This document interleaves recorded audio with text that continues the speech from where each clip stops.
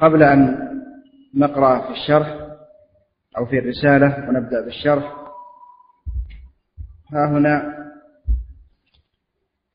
بعض المقدمات.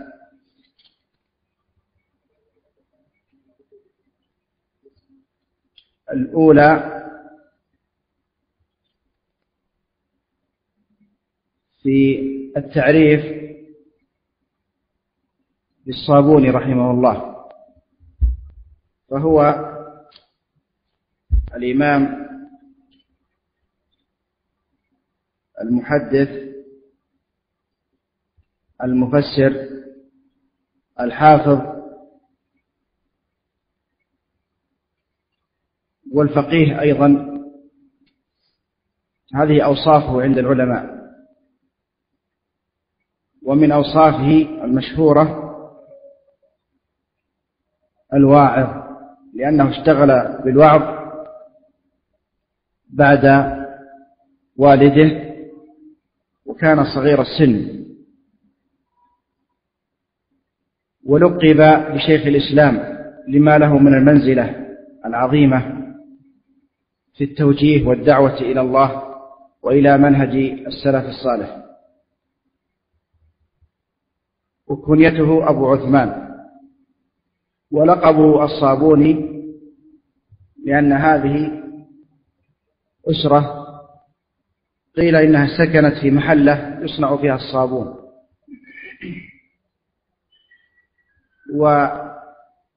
والصابوني رحمه الله من علماء أهل الحديث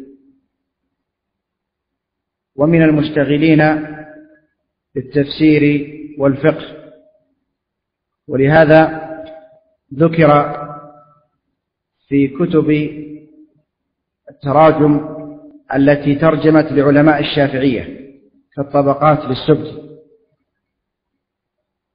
ومن هنا قال بعض العلماء إنه شافعي المذهب رحمه الله. ويظهر أنه على طريقة أهل الحديث، وإن كان استفاد من الإمام الشافعي ومن غيره من أهل العلم. وأما عقيدته فإنه على عقيدة السلف الصالح ومنهاجهم، كما صرح بذلك في كتابه في عنوان هذه الرسالة وفي ثناياها في مواضع متعددة.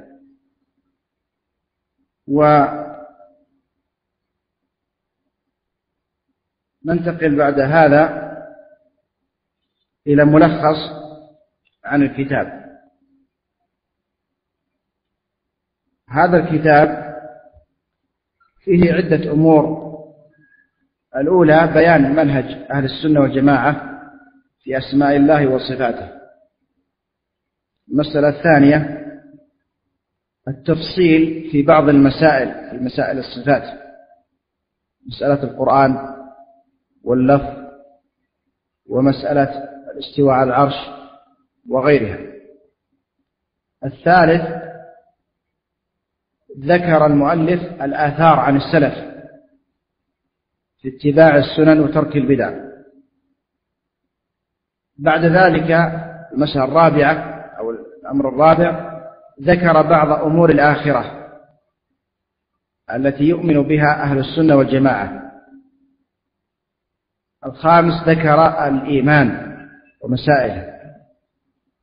ثم السادس القدر. ثم الصحابة رضي الله عنهم وأتبع ذلك بالخلافة. ثم مسألة الإمامة والسمع والطاعة لولاة أمور المسلمين. وعدد مسائل أخرى بعد هذه على وجه الاختصار. وختم الكتاب بذكر صفات أهل السنة والجماعة وصفات أهل البدعة. هذا ملخص لهذا الكتاب. الكتاب حقق في رسالة علمية للدكتور ناصر بن عبد الرحمن جديع في جامعة الإمام محمد بن سعود الإسلامية في كلية أصول الدين في درجة الماجستير. وهذه الرسالة المحققة اجتهد المحقق والباحث في التعليق عليها. وهناك عدة طبعات أخرى لهذه الرسالة.